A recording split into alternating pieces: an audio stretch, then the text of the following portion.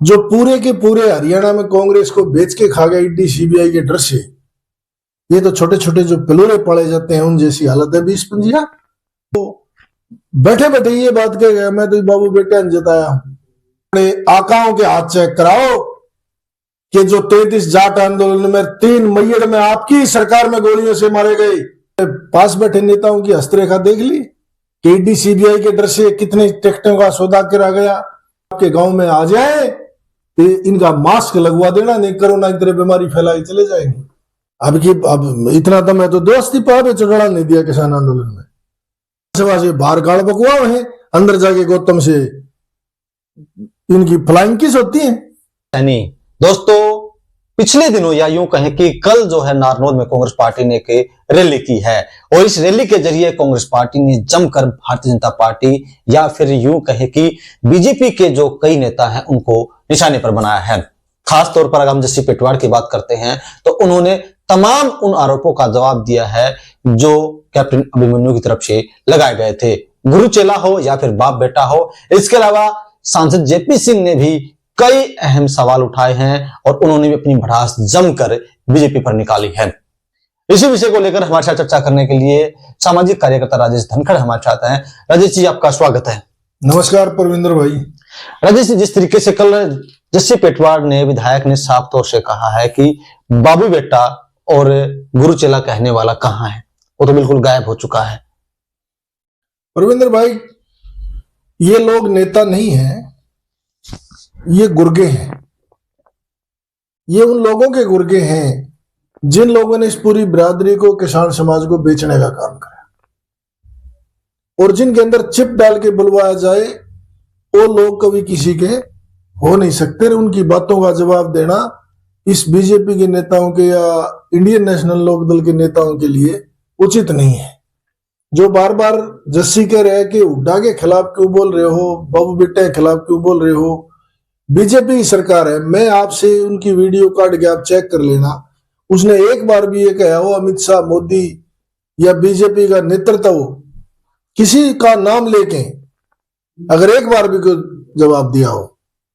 उसके दौरे बैठा सांसद महोदय जो पूरे के पूरे हरियाणा में कांग्रेस को बेच के खा गया ईडी सीबीआई के डर से, उसके साथ बैठा नेता जो कैप्टन के घर को लंका की तरफ फुकवा गया, उसके पशुओं तक फुकवा दिया हो, एक उसका गुर्गा माचिस लेके नारनौल में चला गया। ऐसे गुर्गों का बोलने का क्या है। ये तो छोटे छोटे जो पिलूरे पड़े जाते हैं उन जैसी हालत है 20-25। भौ करना, इससे आगे कुछ आता नहीं। ये इसकी वीडियो वायरल है, मैं भेजूंगा आपके पास, जो कांग्रेस के बारे में ये कह रहा है कि कांग्रेस गद्दारों की पार्टी है, इसके समझौता कैसे करें जब ये इंडियन नेशनल लोकदल में था। जिस आदमी ने, जिस नेता ने, चौधरी अभय सिंह चौटाला ने इसको आंगुली पकड़ के राजनीति सिखाई, अपने घर से सब कुछ दे के इसको आगे बढ़ाया, ये उसके बारे में कह रहा है कि बीजेपी के कान और आंख है। शर्म की बात है। गिरगिट भी इतना रंग नहीं बदलती जितने ये लोग बदलते हैं। राजेश जी, आप ये बताइए, जिस तरीके से जस्सी पेटवाड़ ने कहा है, पहले भी उन्होंने कहा था कि अगर आप में दम है तो आप इस्तीफा देकर चुनाव लड़े, तो कल जस्सी पेटवाड़ ने साफ तौर से कहा है कि सरकार छोड़े गद्दी और फिर दोबारा चुनाव लड़े। ये इतना बड़ा आदमी थोड़ी है। एक गुर्गे की जो हिम्मत है, जो एक पूरे नारनौल की स्वाभिमानी जनता को बैठे बैठे ये बात कह गया, मैं तो बाबू बेटा ने जताया हूं, जो अपने वोटरों को ये नहीं कहता कि मैं आज विधायक के सामने बैठे लोगों की वजह से हूं, वो बार बार ये बात कह रहा है कि मैं तो इसी ने जताया हूं। ये नाश खेत ने, नाश खेत थे उस स्टेज के ऊपर जो ना समाज के हैं, ना कहीं 2 पैसे का योगदान है, ना कहीं आंदोलन में योगदान है। वो लोग नाश खेत हैं कि जो समाज का नाश करने वाले लोग हैं। और हमें पीड़ा इस बात की है कि जो जयप्रकाश सांसद ये कह रहा था बीजेपी वालों के हाथ चेक कर लेना, 730 किसानों के खून से लदे हुए हैं। मैं आपके चैनल के माध्यम से कहता हूं कि जयप्रकाश, आप अपने आकाओं के हाथ चेक कराओ कि जो 33 जाट आंदोलन में 3 मई में आपकी सरकार में गोलियों से मारे गए और 750 के करीब किसानों के जो खून के हाथ हैं वो आपके नेताओं के रंगे हुए हैं। आपके नेताओं के हाथ चेक करने चाहिए लोगों, जो कांग्रेस के लोग वोट मांगने आए। क्या बीजेपी के फिंगरप्रिंट तो आपकी हथेली में नहीं है? क्या आप बीजेपी से हाथ मिला के तो नहीं आए हो? क्या आप सेटिंग करके तो चुनाव नहीं लड़ते? आप अपने नेताओं के हाथ चेक करें। आपने अपने पास बैठे नेताओं की हस्तरेखा देख ली कि ईडी सीबीआई के डर से कितने ट्रैक्टरों का सौदा करा गया, किस तरह से 730 किसानों की मौत का सौदा करा गया, किस तरह से जाट आंदोलन का सौदा करा गया, जिस तरह से हरियाणा के जोश और जमीर का सौदा करके बीजेपी के पैरों में रख दिया। और ऐसे ऐसे विधायक चुन दिए नारनौंद के लोगों ने, जो नारनौंद की पगड़ी को सेफ रखने के लिए एक विधायक बनाया जाए अपने, और रोहत तगाड़ा के पैरों में जाकर रख दिया। राजेश जी कितनी बार जाते हैं अभिमन्यु वहां पर नारनौंद? साहब तो उसका तो कभी कभी भैया ये तो कैप्टन साहब से आप इंटरव्यू करो, वो करेंगे।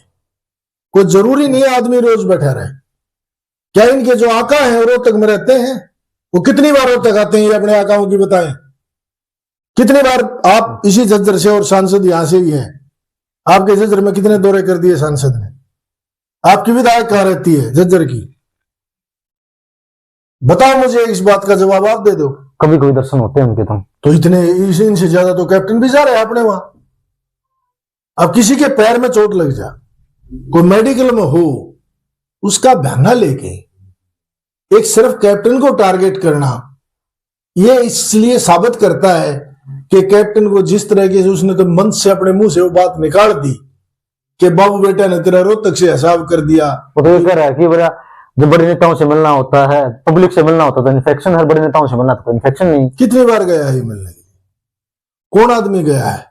हमें तो किसी उसके जो लोग हैं, उसको जो चाहने वाले हैं, वो मिलके आते हैं, वो मिलता है लोगों से। कई लोग तो आपके जजर के मिल के आए, सोशल मीडिया फोटो देखे मैंने। बताओ नहीं देखे हो तो? बिल्कुल। अगर इस बात में सच्चाई है उसकी में, तो उसके पास तो आपके जजर के लोग गए हैं, और उनके फोटो है संजय कबलाना जैसे, उनके साथ काफी लोग गए, फिर इंटरनेट से फोटो बना दिए। हाँ, ये कोरोना था कल स्टेज के ऊपर, इनसे मिलना हो सकता है कोई नेता ना चाहता हो, ये कोरोना है, अगर ये आपके गांव में आ जाए तो इनका मास्क लगवा देना, नहीं कोरोना की तरह बीमारी फैला के चले जाएंगे। क्या जिस तरीके से नारनौद की सीट पर हम लगातार पिछले दिनों से काफी लगातार विवाद बना हुआ है, कभी जस्सी पेटवार, कभी अभिमन्यु, कभी जस्सी पेटवार, क्या कभी अभिमन्यु, तो क्या आपको लग रहा है कि ये अगले चुनाव की तैयारी है? किसकी? कौन पूछा है? ये तो एक बिल्ली के भागा छिक्का टूट गया, लोग गुमराह कर दिए। अब इतना दम है तो दोस्ती पाव चौटाला नहीं दिया किसान आंदोलन में, जो किसानों के स्वाभिमान के लिए अब सिंह चौटाला से जान दे सके है, तो ये दम है तो अपने सम्मान के लिए इस्तीफा देके लड़ ले। इसी गल तो वो बन गई, बोला टाडू हूं, बोले क्यों भाई? बोले लड़ूंगा। बोले छेरे क्यों है? बोले डरू हूं। ये टाडे भी है, ये छेरे भी है, इनका मुखौटा कुछ है, ये अंदर से मिले हुए लोग हैं बीजेपी से, जो बीजेपी कहेगी वो होगा। मंच के ऊपर बता रहा है कि ये फलाना बना दिया, ये भालू बना दिया, ये चित्ता बना दिया, ये वो एमएलए बना दिया। एमएलए तो चौधरी देवीलाल ने बहुत गरीब लोग बनाए। चौधरी देवीलाल ने साइकिल सामानिया जज्जर से विधायक बनाए, रोड पर बैठे आने चाय के खोखे वाले विधायक बनाए हैं। चौधरी देवीलाल ने ऐसे ऐसे गरीब आदमी राज्यसभा में भेज दिए, जिनके 5,000 रुपए अपने घर से दे रखे हैं। क्या मुकाबला करेगा ये? इतनी चमचागिरी। जिस परिवार ने चौधरी छोटूराम की 1920 से आज तक मैं डिटेल बता दूंगा, जड़ खोदने का काम कराया, उस महापुरुष के बराबर खड़ा कर दिया। चौधरी छोटूराम की जूतियां की बराबरी नहीं कर सकते। चौधरी छोटूराम ने एक बार भी लैंड के सौदा में कहीं नाम नहीं आया। चौधरी छोटूराम ने कभी अंग्रेजों के पैर नहीं पकड़े, वायसराय के दांत खट्टे करे। और ये बीजेपी के शरणागत है, चमचासन करते हैं। उस महापुरुष की मुकाबला चौधरी छोटूराम से। चौधरी छोटूराम वो आदमी था ना अपने बेटी को लेके आया, ना अपने किसी रिश्तेदार को राजनीति में लेके आया, और किसान और मजदूर के लिए अपना पूरा जीवन लगा दिया। 5 रुपए नहीं मिले। राजेश जी, क्या आप दीपेंद्र हुड्डा और भूपेंद्र हुड्डा के खिलाफ हैं? इनके कर्मों के खिलाफ हूं। इनके जो कर्म हैं उनके खिलाफ हैं। भाईचारा तोड़ने वाले लोग हैं।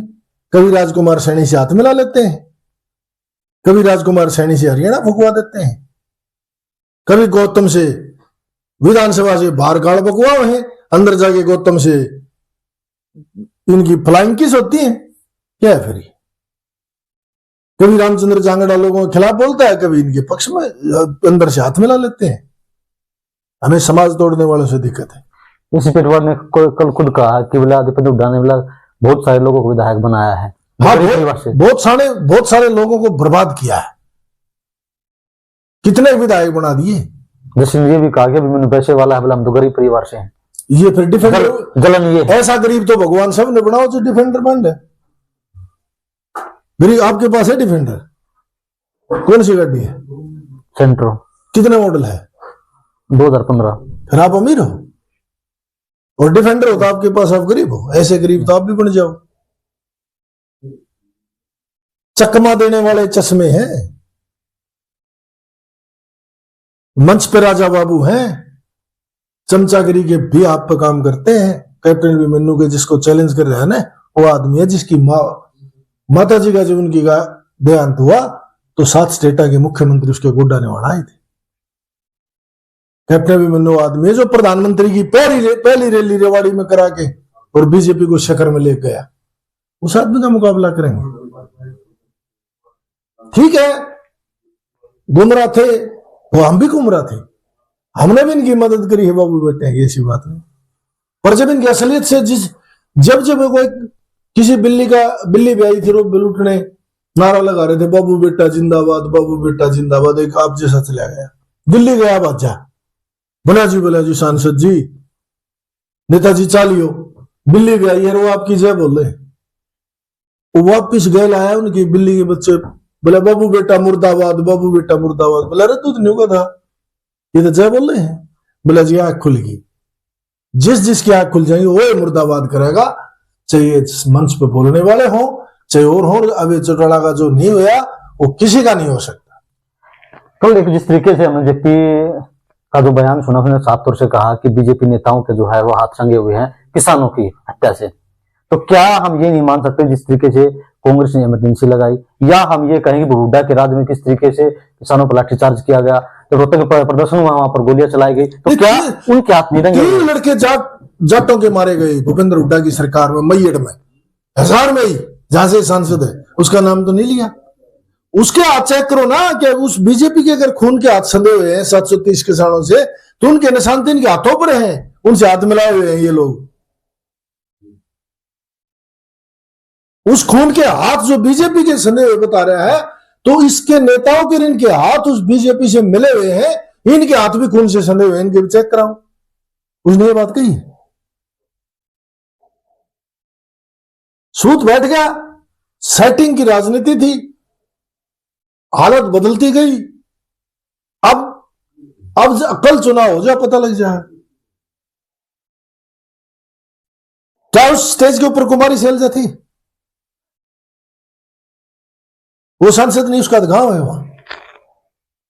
क्या सारे कांग्रेस इकट्ठे थे?